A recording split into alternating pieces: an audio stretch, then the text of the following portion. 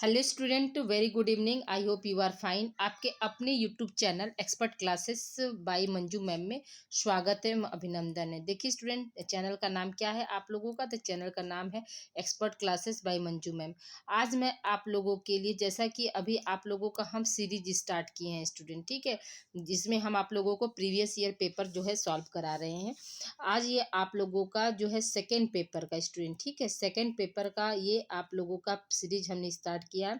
ये पार्ट 2 है। पार्ट 1 जो है, इसके पहले आप लोगों का पार्ट 1 हो चुका है। जो बच्चे आज हमारा पहली क्लास देख रहे हैं तो वो पार्ट 1 का मतलब पार्ट 2 का सॉरी सेकेंड पेपर का पार्ट 1 भी देख लें, ठीक है। सेकेंड पेपर का क्या है, पार्ट 1 भी देख लें। और फर्स्ट पेपर आप लोगों का हमने जो है कवर कर दिया स्टूडेंट, ठीक है। फर्स्ट पेपर आप लोगों का जो कि रिसर्च मैथोलॉजी एंड स्टैटिक्स है, वो आप लोगों का फर्स्ट पेपर हमने कवर कर दिया। टोटल आप लोगों का 8 या 9 वीडियो है फर्स्ट पेपर का, जो कि यूट्यूब पर आप लोगों का पहले से है। इस समय क्या है, प्रेजेंट टाइम में आप लोगों का सेकेंड पेपर हम स्टार्ट किए हैं। तो याद रखिएगा कि होम साइंस गृह विज्ञान है, ठीक है। जो बच्चे हमारे एमए या एमएससी फर्स्ट सेमेस्टर 2024 में एडमिशन लिए उनका है। फिर क्या है, आप लोगों का सेक्शन सी हमने लॉन्ग क्वेश्चन स्टार्ट किया है। सेकेंड पेपर का ये मॉडल पेपर है। पेपर का नाम क्या है स्टूडेंट आप लोगों का? तो सांख्यिकी एवं कंप्यूटर अनुप्रयोग है, ये आप लोगों का पेपर का नाम है, ठीक है स्टूडेंट। तो याद रखिएगा कि फर्स्ट पेपर आप लोगों का पहले से यूट्यूब पर अवेलेबल है, यानी उसके टोटल जो है 8 या 9 वीडियो आप लोगों का है।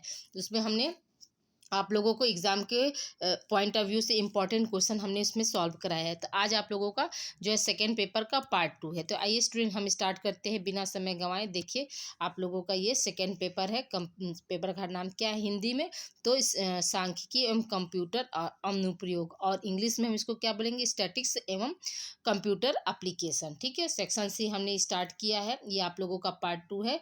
लॉन्ग टाइप क्वेश्चन है स्टूडेंट, ठीक है। याद रखिएगा। देखिए क्वेश्चन क्या है यहाँ पे कि सहसंबंध का अर्थ एवं परिभाषा दीजिए। आपका मोस्ट इंपॉर्टेंट, ये हमेशा एग्जाम में आप लोगों का आता ही रहता है, ठीक है। ये इंपॉर्टेंट क्वेश्चन है। ये तो कभी कभी क्या है, सहसंबंध का अर्थ एवं परिभाषा जो है शॉर्ट क्वेश्चन में आता है, और कभी कभी क्या है, लॉन्ग क्वेश्चन। तो फिलहाल हम अभी आप लोगों को लॉन्ग क्वेश्चन करा रहे हैं। तो देखिए इसके आंसर कहाँ गया स्टूडेंट? तो देखिए यहाँ पर समय अभाव होने की वजह से स्टूडेंट टाइप हमने नहीं किया है, बुक का ही मैटर हमने आप लोगों को यहाँ पे दे दिया। तो देखिए पहले सहसंबंध का अर्थ क्या होता है, तो आइए हम बात करते हैं। तो देखिए, जब सहसंबंध का अर्थ एवं परिभाषा, मीनिंग्स एंड डेफिनेशन ऑफ को रिलेशन, ठीक है। तो जब दो चरों यानी वेरिएबल्स में एक चर के बढ़ने से दूसरे चर में वृद्धि या कमी हो, या एक चर में कमी से दूसरे चर में वृद्धि या कमी हो, तो इसका अर्थ हुआ कि दोनों चरों में किसी न किसी प्रकार का सहसंबंध पाया जाता है, ठीक है। क्या है? सहसंबंध पाया जाता है। जैसे कि मान लीजिए, आप ऐसे समझ लीजिए, जैसे आप लोगों में क्या है, दोस्ती होती है ना, ठीक है। एक आम भाषा में समझिए, दोस्ती होती है। तो अगर मान कर चलिए, एक की उपस्थिति से दूसरा की कमी अगर पूरी हो जाती है, तो वही क्या, कोरिलेशन है। और मान लीजिए एक की उपस्थिति, दो दोस्तों में बहुत ज़्यादा गहरा प्यार है, अपनापन है, तो अगर एक की अनुपस्थिति है और लेकिन एक की उपस्थिति है, ठीक है, तो उससे क्या हुआ, घर का अगर माहौल एटमॉस्फेयर जो है अच्छा बन गया, तो ये हो जाएगा। या फिर एक की अनुपस्थिति से दूसरी की उपस्थिति की कमी महसूस हो रही है, तो वो क्या है, वो भी क्या है, कहीं ना कहीं हमारे कोरिलेशन में आएगा, ठीक है। तो परिभाषा, आइए देखिए हम बात करते हैं परिभाषा क्या है। तो पहला परिभाषा है आपका बॉडिंगटन के अनुसार क्या परिभाषा दिया गया स्टूडेंट? तो देखिए यहाँ पे क्या है, जब दो या दो से अधिक समूहों, वर्गों या आंकड़ों की श्रेणियों के मध्य एक निश्चित संबंध होता है, तो उसे हम क्या बोलते हैं? सहसंबंध कहते हैं, ठीक है। यहाँ पर उन्होंने क्या कहा कि जब दो या दो से अधिक समूह, ठीक है, या वर्ग या आंकड़ों की श्रेणी के मध्य क्या है, निश्चित संबंध, यानी बिल्कुल ये तय है कि नहीं, उनके बीच क्या है, संबंध है, उसी को हम क्या बोलते हैं? सहसंबंध बोलते हैं, ठीक है। फिर क्या है आपका कॉर्नर के अनुसार क्या है, जब दो या अधिक राशियां सहानुभूति से परिवर्तित होती हैं, जिसमें एक में होने वाले परिवर्तनों के परिणाम स्वरूप दूसरी राशि भी परिवर्तित होने की प्रवृत्ति पाई जाती है, तो वे राशियां जो है सहसंबंधित जो है कहलाती हैं, ठीक है। यानी यहाँ पर क्या है, दो मतलब लिया गया दो राशि को, तो एक राशि में मान लीजिए कुछ परिवर्तन देखा गया, लेकिन उसकी परिवर्तन से क्या है, दूसरा भी परिवर्तित होने की उसके अंदर भी परिवर्तन की प्रवृत्ति आ जाती है। तो वही क्या है, वही कहीं ना कहीं क्या है, सहसंबंध। देखिए स्टूडेंट, यहाँ पर तीन परिभाषा है, तो तीन परिभाषा में से आप अपनी स्वेच्छा से एक अच्छे से आप लोग याद कर लीजिएगा, ठीक है।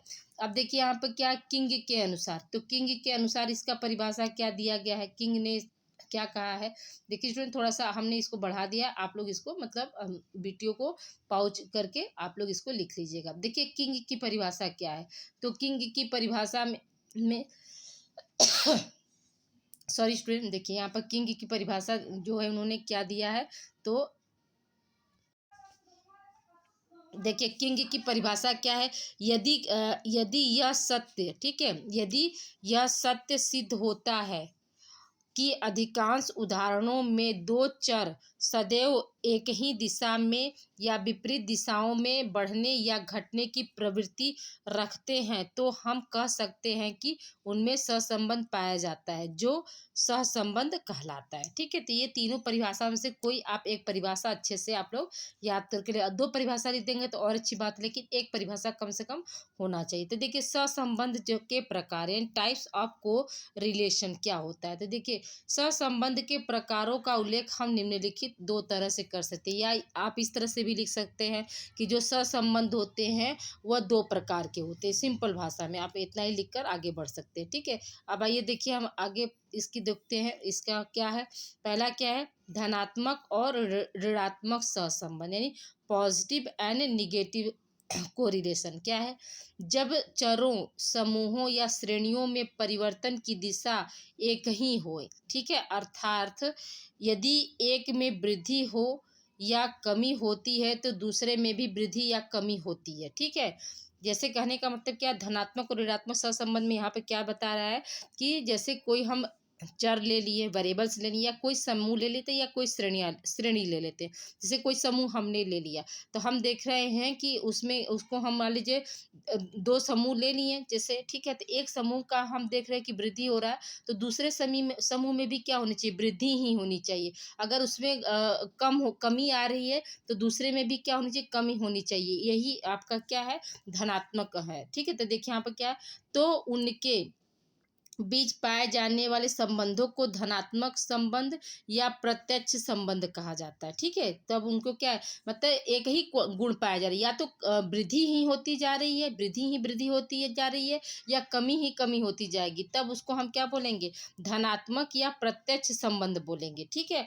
लेकिन अब देखिए इसके विपरीत, जब दो चरों, समूहों या श्रेणियों के बीच परिवर्तन की दिशा में विलोम हो, ठीक है, परिवर्तन की दिशा में क्या हो, विलोम हो, यानी ठीक इसका उल्टा पाया जाता हो, तब क्या है, तो उस अर्थार्थ, ठीक है, विलोम हो अर्थार्थ।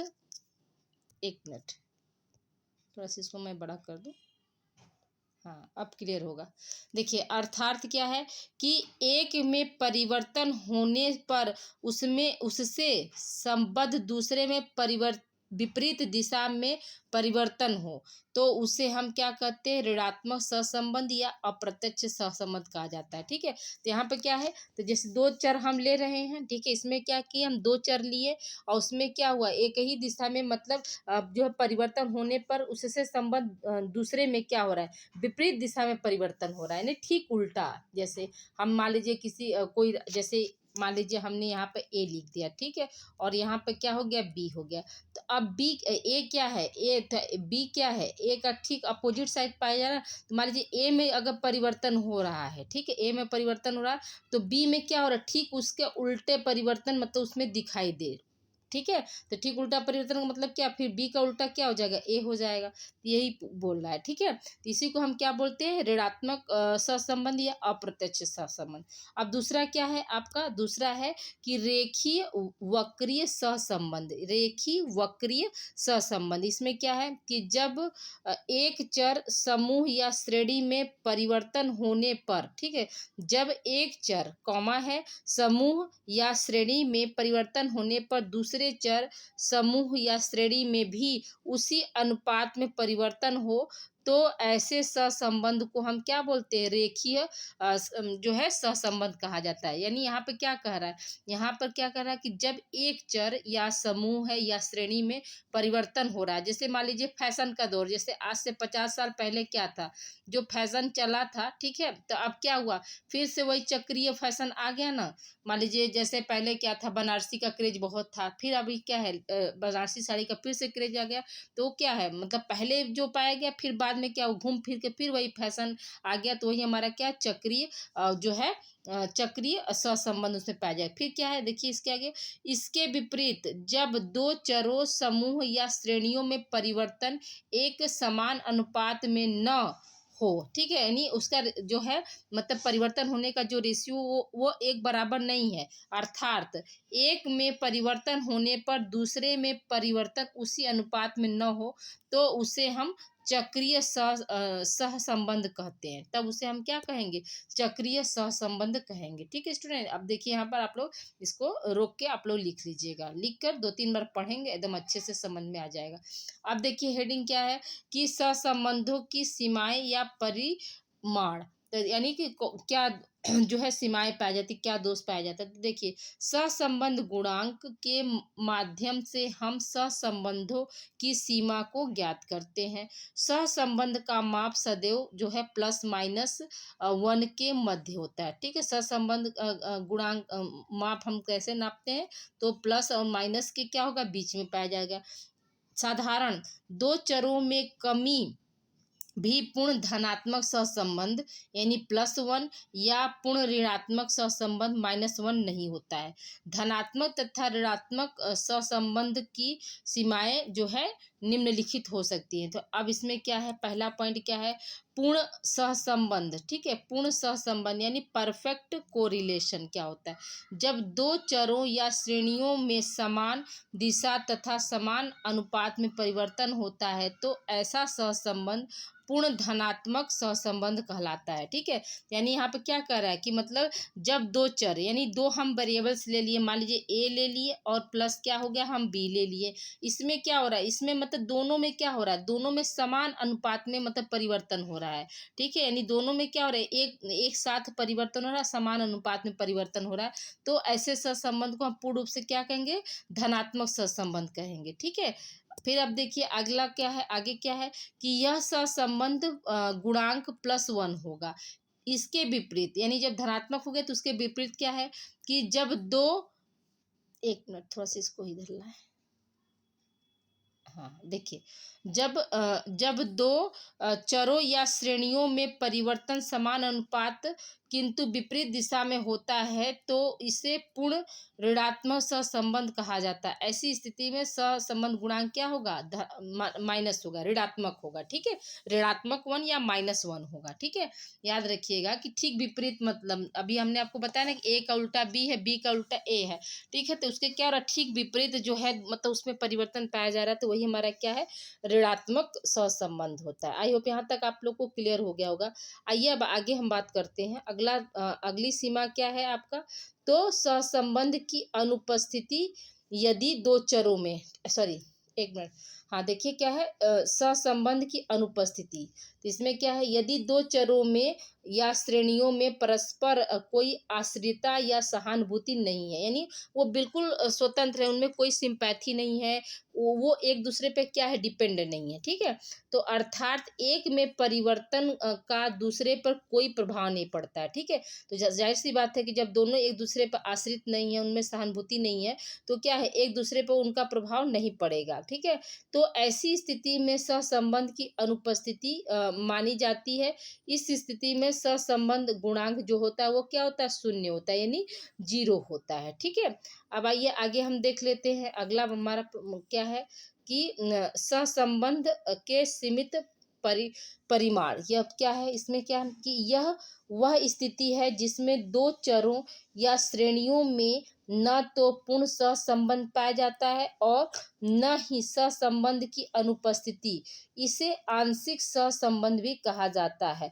तथा जब धनात्मक या ऋणात्मक दोनों प्रकार का सहसंबंध होता है, तो सामान्यतः इसकी 3 जो है धाराएं होती हैं। ठीक है, कितनी धाराएं होती हैं, तो इसकी 3 धाराएं होती है। कौन कौन सी, तो एक होती है उच्च सहसंबंध धारा, एक मध्य सहसंबंध धारा और एक होती है निम्न सहसंबंध धारा। ठीक है, तो ये याद रखिएगा। देखिए फिलहाल यहाँ जो है आपको इम्पोर्टेंट यहाँ तक था। ठीक है, सहसंबंध में सीमित परिणाम तक, बस आपको इतना ही याद करके लिखना है यहाँ, इसके बाद आपको नहीं। अब आइए हम दूसरे प्रश्न को चलते हैं। दूसरे प्रश्न पर चलने से पहले स्टूडेंट आप लोगों से हम्बल रिक्वेस्ट है कि आप लोग वीडियो को लाइक कर दीजिए। ठीक है, वीडियो को आप लोग शेयर कर दीजिए। और जो बच्चे हमारे चैनल पर आज पहली बार मतलब जुड़े हैं तो याद रखिएगा कि आपके जो जूनियर बच्चे होते हैं, ठीक है, जो बीए या ठीक है स्टूडेंट बीए या बीएससी या बीकॉम कर रहे हैं, जो फर्स्ट मतलब अभी न्यू एडमिशन जिन्होंने लिया है, या फिर बीबीए कर रहे हैं। ठीक है, तो याद रखिएगा कि इस चैनल पर उनको हम को करिकुलर की भी क्लास पहले से हमने दे रखी है। ठीक है, को करिकुलर जो कि उनका जो है अनिवार्य विषय है स्टूडेंट, तो को करिकुलर ठीक है क्लास हम दे चुके हैं। को करिकुलर की क्लास जो है आप लोगों की मतलब बच्चे जो जूनियर्स हैं उनके 80 वीडियो हैं, सीनियर नहीं सॉरी स्टूडेंट, जूनियर्स के 80 क्लासेस जो है इस पर यूट्यूब पर पहले से अवेलेबल है। तो आप उन्हें दे सकते हैं, उन्हें बता सकते हैं कि इस पर को करिकुलर और प्लस जो बच्चे मान लीजिए बीए बीएससी है तो उनका जो मेजर सब्जेक्ट होम साइंस है, गृह विज्ञान की भी क्लास जो है, जैसे आप लोगों का हम पीजी चला रहे हैं स्टूडेंट, उसी तरह से क्या है यूजी गृह विज्ञान भी इसी चैनल पर चलता है। तो प्लीज़ आप लोग से हम्बल रिक्वेस्ट है कि आप लोग ज़्यादा से ज़्यादा बच्चों को आप लोग ये वीडियो जो है शेयर कीजिए, ताकि बच्चे जो है मतलब जान सके इस चैनल के बारे में और अपनी तैयारी को जो है बेहतर कर सके। ठीक है, अब आइए हम बात करते दूसरा प्रश्न की तरफ बढ़ते स्टूडेंट। दूसरा प्रश्न है कि सारणियन का अर्थ तथा परिभाषा दीजिए और उसके उद्देश्य एवं महत्व को समझाइए। सारणियन मतलब टेबुलेशन।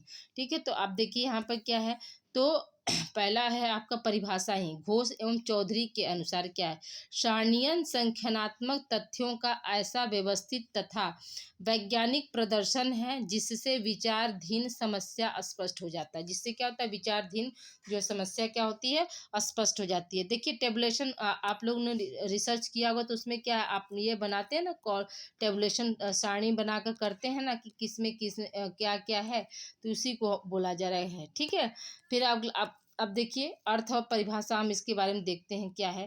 तो देखिए यहाँ पर क्या है, मतलब आपका दूसरी परिभाषा है यहाँ पे,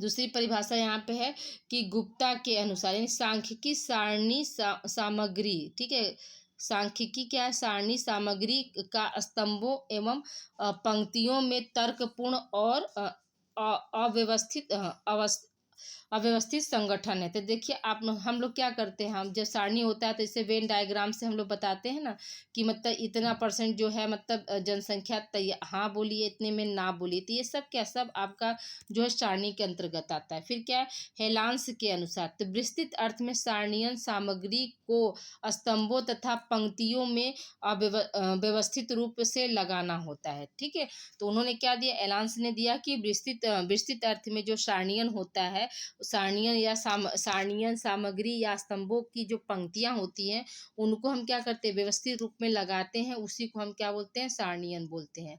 ठीक है, देखिए सारणीयन संकलित सामग्री को अलग अलग श्रेणी के अनुसार स्तंभों तथा पंक्तियों में इस प्रकार व्यवस्थित करना कि तुलनात्मक अध्ययन अवलोकन मात्र से संभव हो सके। सही निष्कर्षों की प्राप्ति के लिए जो है नीचे जो है इसके बारे में हम बता रहे हैं कि सारणीयन के उद्देश्य क्या, उपयुक्त विवेचन के आधार पर क्या सारणीयन का मौलिक उद्देश्य को स्पष्ट किया गया है, नहीं बताया गया। तो पहला देखिए इसमें क्या है, सारणीयन का उद्देश्य क्या होता है, तो सारणीयन का उद्देश्य जो होता है, यानी सारणीयन मतलब टेबुलेशन का उद्देश्य क्या होता है, तो पहला उद्देश्य आपका तुलनात्मक स्वरूप प्रदान करना। ठीक है, तो जैसे कोई भी होता है, जैसे हम सर्वे कर रहे हैं, हमने क्या किया, 100 लोगों का या 1000 लोगों का हमने सैंपल लिया, तो जिसमें से हम क्या करते, कुछ गांव के लोगों को मान लीजिए 500 हमने जो है गांव के सैंपल लिए और 500 क्या किए हमने शहर के सैंपल लिए। तो अब यहाँ पे क्या रहे, तुलनात्मक अध्ययन, मान लीजिए वेन डायग्राम में एक हमारा वेन डायग्राम ऐसा वाला हो गया, ठीक है। एक वेन डायग्राम को हमने ऐसे दिखाया और उसी में क्या है, लाइनिंग वाला को हम कह दिए कि नहीं ये 500 जो है वो मतलब गाँव वाले हैं, और स्ट्रेट लाइन वाले सिंपल को हमने क्या कह दिया, शहर वाले। तो ये क्या हुआ, ये हमारा तुलनात्मक अध्ययन करने में हमको सुविधा मिली ना स्टूडेंट। हमने बता दिया जहाँ पर लाइनिंग आ जाएगा तो वहाँ पर हम जान जाएंगे कि अच्छा ये गाँव को इंडिकेट कर रहा है, ऐसे ऐसे लाइनिंग वाला क्या हो जाएगा कि गाँव को इंडिकेट कर रहा है। और इस तरह से जैसे हम सिंपल अगर दिखा दिए तो ये क्या हो जाएगा कि ये शहर को इंडिकेट कर, या जैसे गोले में ही हम क्या करते हैं, ऐसे ऐसे ऐसे लाइनिंग हो गया, ये गाँव हो गया, और इसको ऐसे कर दिया सिंपल तो ये शहर हो गया। तो क्या है, तुलनात्मक स्वरूप देने में क्या होता है, मतलब प्रदान करता है। तो देखिए यहाँ पर क्या है तुलनात्मक स्वरूप में कि केवल सामग्री के ढेर को संग्रह कर लेने से ही किसी परिणाम तक नहीं पहुंचा जा सकता, अतः सारणीयन का उद्देश्य तथ्यों का तुलनात्मक स्वरूप प्रदान करना भी है। तो ये बात भी सही है। फिर क्या है आपका सूचना को सुगम बनाना, यानी प्रोफेसर बाउले के अनुसार सारणीयन का उद्देश्य प्राप्त सूचना या उत्तरों को इस प्रकार संगठित करना है कि उनको आसानी से समझा जा सके, ठीक है। तो ये भी बात सही है कि जैसे हम डाटा कलेक्शन कर लेते हैं स्टूडेंट, डाटा कलेक्शन को अगर हम समझेंगे नहीं कि मतलब अंतर क्या है, तो फिर हमारा जो है शोध कार्य क्या है, असफल माना जाएगा, ठीक है। फिर क्या है, वर्णनात्मक ढंग से लिखी गई सूचना न तो आसानी से समझी जाने योग्य होती है और न ही पढ़ने में कोई रुचि उत्पन्न होता है। सारणी एक प्रकार का वर्णनात्मक सूचना का चित्र जैसा प्रदर्शन है जिसमें आकर्षक और स्पष्टता होती है। जैसे हमने आपको बता दें ना कि मान लीजिए ये गोला वाला हमारा हो गया, क्या हो गया, ये गांव के लिए हो गया, ये गोला क्या हो गया, शहर के लिए हो गया। तो जहाँ जहाँ मतलब हम इसको कलरफुल से बना कर देंगे तो ये होगा ना कि अरे अच्छा, जैसे ही ये गोला क्या हुआ, मान लीजिए किसी का कहाँ कहीं पे ये गोला जो है बड़ा बड़ा हो गया, यानी कि यहाँ पर दे दिया गया कि जो है अशिक्षित हो, ठीक है। क्या है ये यहाँ पर क्या है, अशिक्षित को हमने दर्शा दिया इसमें, और इस गोले को छोटे करके हमने क्या कर दिया, यहाँ पर हमने शिक्षित को दर्शा दिया। तो अब क्या हुआ, हम जहाँ पर ये लाइनिंग आ गया तो समझ जाएंगे कि अशिक्षित, यानी अगर बड़ा बड़ा हो गया तो हम जान जाएंगे यानी कि यहाँ की क्या है, जनसंख्या या जनता जो है ज़्यादा मात्रा में क्या अशिक्षित है। और यहाँ पर क्या होगा, अगर इस तरह से हमने दर्शा दिया तो क्या हो जाएगा कि नहीं, यहाँ की जो जनता है वो क्या है, शिक्षित है, ठीक है। तो ऐसे क्या हुआ, हमको पढ़ने और पढ़ाने में भी क्या होगा, रुचि आएगी, ठीक है। यही यही यहाँ पर कर रहा है। अब आइए नेक्स्ट चलते हैं, हेडिंग को देखते हैं। संक्षिप्तीकरण। संक्षिप्तीकरण में क्या है स्टूडेंट, तो देखिए यहाँ पर कि सारणी के द्वारा सूचनाओं को कम से कम स्थान में प्रस्तुत किया जाता है, ठीक है। ये भी बात सही है। केवल संख्याओं के माध्यम से ही सूचना का विवरण दे दिया जाता है। किसी प्रकार के व्याख्यात्मक वाक्य नहीं लिखे जाते हैं। विस्तृत विवरण को एक सारणी के द्वारा काफी कम स्थान में थोड़ी सी संख्याओं द्वारा व्यक्त किया जाता है। श्रीमती यंग के अनुसार क्या है, सांख्यिकी सारणियों सांख्यिकी क्या है, सांख्यिकी सारणियों का सांख्यिकी की संकेत लिपि कहा गया है, ठीक है। सांख्यिकी सारणियों को क्या है, सांख्यिकी की संकेत लिपि कहा गया। ये परिभाषा किसने दिया है, तो श्रीमती यंग ने दिया, ठीक है। अब आइए हम अगली परिभाषा अगली विशेषता की ओर चलते हैं। अगला उद्देश्य क्या है हमारा, तो अगला उद्देश्य देखिए यहाँ पे क्या है कि विशेषताओं का स्पष्टीकरण। तो समस्या से संबंधित जिस पक्ष के विषय में जानने की आवश्यकता होती है, सारणी देकर एक ही दृष्टि से उसका सर्वांगीण स्थिति स्पष्ट हो जाती है। सारणी में विशेषताओं को क्रमबद्ध रूप में रखा जाता है। तो ये आप सभी लोग जानते हैं कि जो है विशेषताएं जो होती हैं, मतलब टेबुलेशन जो हम लोग करते हैं तो क्या है, सिक्वेंसली करते हैं, सीरियलिटी से करते हैं, ऐसा नहीं कि आगे पीछे या ऊपर नीचे करते हैं। अब आइए हम बात करते हैं, देखिए अब ये आपका हो गया कंप्लीट, ठीक है। सारणियन का उद्देश्य हो गया, तो इसको आप लोग जो है लिख लीजिएगा, वीडियो रोक के आप लोग लिख लीजिएगा। अब आइए हम बात करते हैं सारणियन के लाभ एवं महत्व के बारे में, कि सारणियन के क्या क्या लाभ होते हैं और क्या क्या महत्व होते हैं। देखिए यहाँ पर क्या है, सारणियन के लाभ अथवा महत्व। तो पहला क्या है कि आपका सांख्यिकी विश्लेषण में सहायक। तो ये बात 101% सही है स्टूडेंट, कि सारणी जो होता है तथ्यों के सांख्यिकी विश्लेषण एवं विवेचन में सहायता प्रदान करता है। माध्य विचलन यानी डेविएशन तथा सहसंबंध निकालने आदि की सांख्यिकी क्रियाओं के अतिरिक्त ग्राफ और चित्रमय प्रदर्शन में सारणी क्या होता है, लाभप्रद होता है। तो ये बात 101% सही है। हमने आप लोगों को बताया ना कि जो है वेन डायग्राम से जो है मतलब चित्र बनाकर क्या करते हैं, हम विश्लेषण कर सकते हैं। ठीक है, फिर क्या है, तुलना की सुविधा। तो अभी हमने आप लोगों को बताया कि जब तुलनात्मक अध्ययन करना है तो एक एक को हम दूसरे से लेंगे, दूसरे को दूसरे रंग से लेंगे। ठीक है, तो अभी देखिए यहाँ पर क्या है, गणितीय विवेचना के बिना भी केवल अवलोकन मात्र से सारणी में व्यक्ति सूचना की विशेषताएं स्पष्ट हो जाती है, अतः तुलना करना आसान हो जाता है। दो समुदायों के गुण यदि सारणी के रूप में प्रस्तुत किए जाएं तो तुलनात्मक अध्ययन अत्यंत क्या हो जाता है, आसान हो जाता है। ठीक है, जैसे जेंडर का हमको अध्ययन करना है, लड़का और लड़की का शिक्षा से लेकर या मान लीजिए शादी विवाह से लेकर, तो क्या करते हैं हम, मतलब तुलनात्मक अध्ययन जो आसानी से कर सकते हैं। ठीक है, फिर क्या है आपका नेक्स्ट पॉइंट, आपका क्या कह रहा है समय की बचत।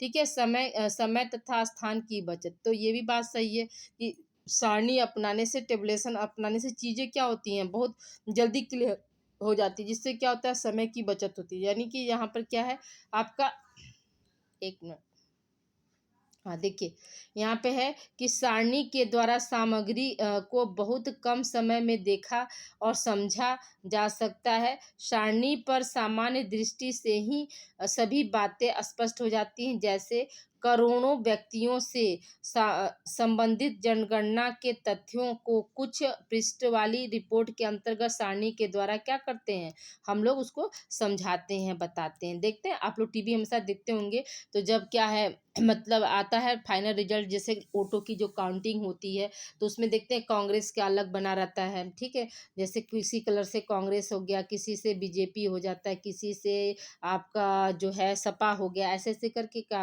ऐसे सारणी टेबुलेशन किया जाता है ना। तो जिसके आंकड़े अधिक होते हैं तो उसका क्या होता है, उसका जो टेबुलेशन जो होता है बड़ा होता जाता है। ठीक है, अब देखिए यहाँ पे क्या है, तथ्यों का तर्कपूर्ण व्यवस्था। तो इसमें क्या, सारणी समस्त संकलित तथ्य को तार्किक दृष्टि से व्यवस्थित करने की प्रणाली है। शीर्षक और अनुशीर्षक के द्वारा पद्धतिपूर्ण व्यवस्था के अनुसार निश्चित उद्देश्य के आधार पर तथ्यों को जो है स्थान दिया जाता है। तो ये सब क्या है, सब आपका सारणी का जो है, अभी क्या बता रहे थे स्टूडेंट, लाभ या महत्व बता रहे थे।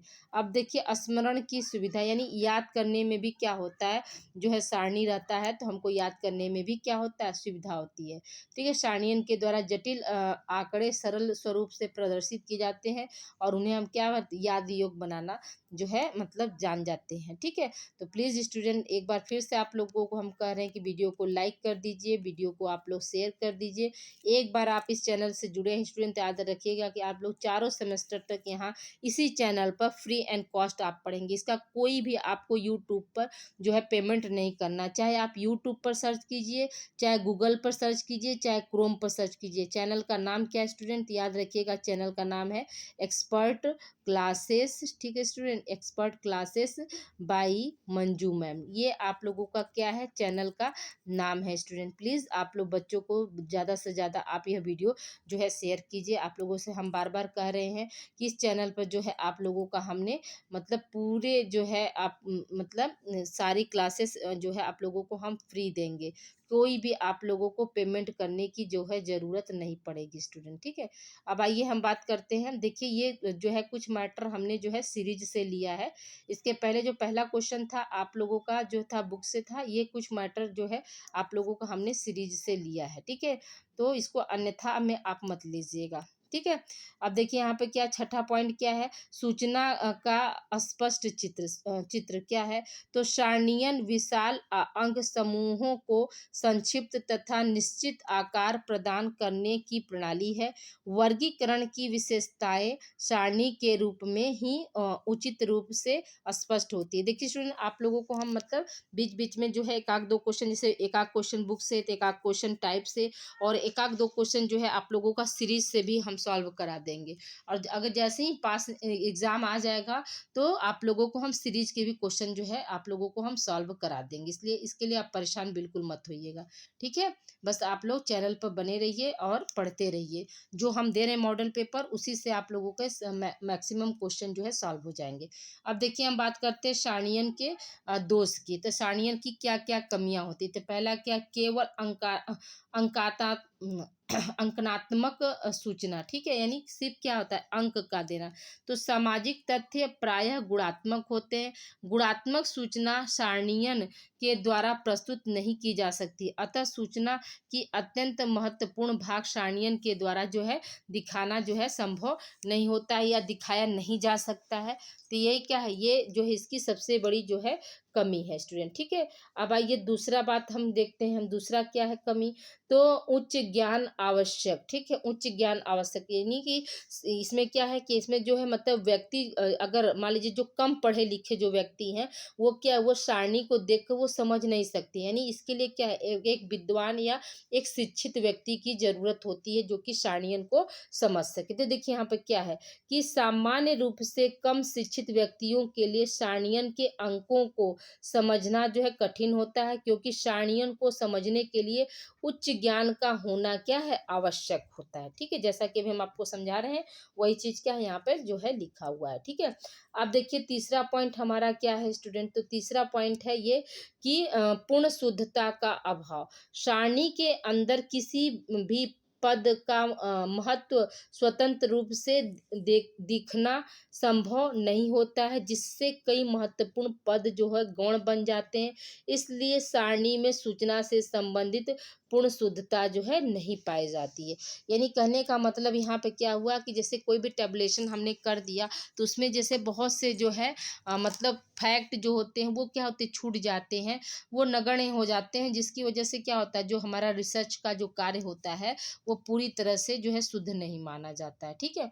आगे बात करते हैं स्टूडेंट, अगला हमारा क्या है, मानसिक बोझ। मानसिक बोझ का मतलब क्या हो कि सारणी को समझने के लिए बहुत दिमाग की ज़रूरत पड़ती है। तो देखिए सारणियों को समझने में मस्तिष्क पर दबाव पड़ता है, जबकि वर्णनात्मक व्याख्या आकर्षक और रुचि कर होती है, ठीक है? अब आइए हम बात करते हैं श्रेष्ठ सारणी की क्या क्या विशेषताएं होती। कभी कभी आपको क्वेश्चन ऐसे भी आ सकता है, स्टूडेंट सिर्फ इसी को उठा के दे देगा कि जो है एक अच्छी सारणी अच्छी सांख्यिकी सारणी की क्या क्या विशेषताएं होती हैं, तो वहाँ पर ये आपके आंसर जो है वहाँ पर बहुत काम आएंगे।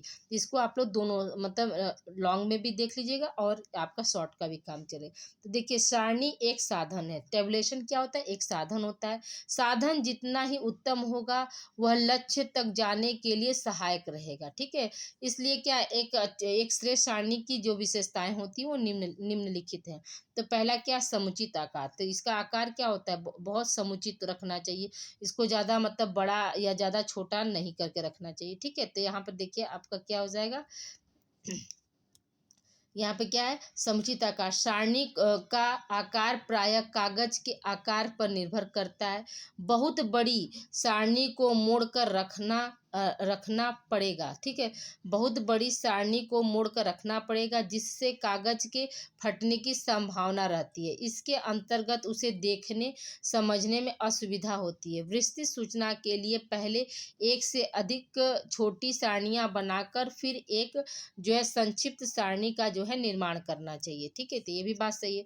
दूसरा क्या है आपका कि आकर्षक जो सारणी होती है वो क्या है, आकर्षक होनी चाहिए, ठीक है? उसमें आकर्षक बनाने की, आकर्षक रहेगा तो जाहिर सी बात है कि हमारा ध्यान क्या होगा, उस पर जाएगा। अगर आकर्षक नहीं होगा तो हमारा ध्यान क्या होगा, उस पर नहीं जाएगा स्टूडेंट, ठीक है? कोई भी चीज़ जैसे आप मार्केट में ही जाते सामान लेने, तो अगर मान लीजिए आपको ड्रेस ही लेना है, कपड़ा ही लेना है, तो कैसा कपड़ा लेते हैं, कोई भी कपड़ा तो नहीं ले लेते ना जो हमारी आंखों को आकर्षित करे, जो लोगों का ध्यान जो है उस कपड़े पर आए, आप पर आए, वैसा कपड़ा आप लेते हैं।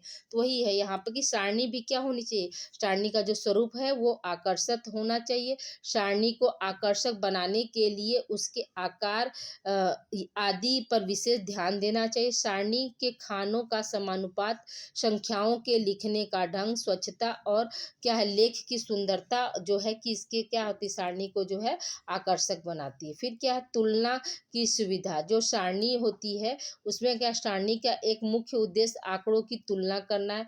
अतः सारणी में निरपेक्ष संख्याओं के साथ साथ प्रतिशत, योग, अनुपात आदि को भी लिखना जो है आवश्यक होता है। फिर क्या है आपका उद्देश्य के अनुकूल जो है उद्देश्य की पूर्ति में सहायक यंत्र के रूप में सारणी का महत्व है। आवश्यक, ठीक है, देखिए यहाँ पर क्या आवश्यक सूचना, एक मिनट, आवश्यक सूचना देने में आवश्यक सूचना देने में सारणी जो है बोझल हो जाती है। इस बात का भी ध्यान रखना चाहिए कि कोई महत्वपूर्ण सूचना जो उद्देश्य की पूर्ति में सहायक है सारणी में छूटने न पाए। इसका भी हमको क्या करना चाहिए, ध्यान देना चाहिए। वैज्ञानिकता का मतलब क्या हुआ स्टूडेंट, कि जो सारणी है वो क्या हो, वैज्ञानिक विधि से होना चाहिए और क्रमबद्ध होना चाहिए, क्रम विहीन नहीं होना चाहिए। ठीक है, जो उसमें शब्द है उसको उसमें क्या होना चाहिए, शब्दों को मतलब बहुत ध्यान देकर वो स्पष्ट वाले होने चाहिए ताकि उसको आसानी से पढ़ा जा सके और उसकी जो है विवेचना किया जा सके। ठीक है, फिर अगला पॉइंट क्या है हमारा, स्पष्टता। तो जो भी हम सारणी बना रहे हैं अपने रिसर्च के लिए, तो याद रखिए कि उसमें क्या शब्दों पर जो है विशेष ध्यान देना चाहिए। शब्द जो है वो मतलब बहुत स्पष्ट होना चाहिए ताकि लोगों को वो आसानी से समझ में आ सके। ठीक है, और सातवां क्या है आपका स्वरूप। तो स्वरूप में क्या है कि सारणी का बाह्य स्वरूप भी व्यवस्थित क्रम के अनुसार होना चाहिए। शीर्षक, अनुशीर्षक, स्तंभ, पंक्तियां, टिप्पणियां आदि की व्यवस्थित क्रम तथा संख्याओं की स्पष्टता सारणी को उपयोगी बनाने में क्या होते हैं, सहायक होते हैं स्टूडेंट। ठीक है, तो अब देखिए ये आप लोगों का क्या है, सारणी का जो है एक अच्छे सारणी की क्या विशेषताएं होती है ये भी आप लोगों का हमने कंप्लीट कर दिया। ठीक है, तो देखिए आज की वीडियो थोड़ा सा जो है आप लंबी हो गई स्टूडेंट, तो प्लीज़ आप लोग कंप्रोमाइज़ करिएगा और इसे वीडियो को जैसे रोक कर आप लोग लिख लीजिएगा। हमने बताया ना जैसे ही एग्ज़ाम आएगा आपको हम सीरीज वाले भी क्वेश्चन आप लोगों को हम सॉल्व करा देंगे। बीच में क्या है, बीच में आप लोगों को जो है मतलब हम एक मतलब बुक का टाइप वाला और एक एक क्वेश्चन जो है सीरीज का भी हम ले लेंगे। ठीक है, ओके स्टूडेंट, मिलते हैं हम अगली क्लास में। अगली क्लास आप लोगों की जो है फिर एक लॉन्ग क्वेश्चन की हो जाएगी। तो प्लीज़ आप लोग वीडियो को लाइक करना ना भूलें। चैनल को अगर पहली बार देख रहे हैं तो चैनल को आप लोग सब्सक्राइब कर दीजिए और वीडियो को शेयर कीजिए। ठीक है, इस पर आप लोगों को हम बता रहे हैं कि आपके जूनियर्स की जो है को करिकुलर की भी क्लास जो है इसी चैनल पर आप लोगों की लगी है। ठीक है, please like share subscribe my channel expert classes by Manju में। मिलते हैं हम अगली क्लास में। Thank you for watching. अपना ध्यान रखिएगा और अच्छे से मन लगाकर पढ़ाई कीजिए।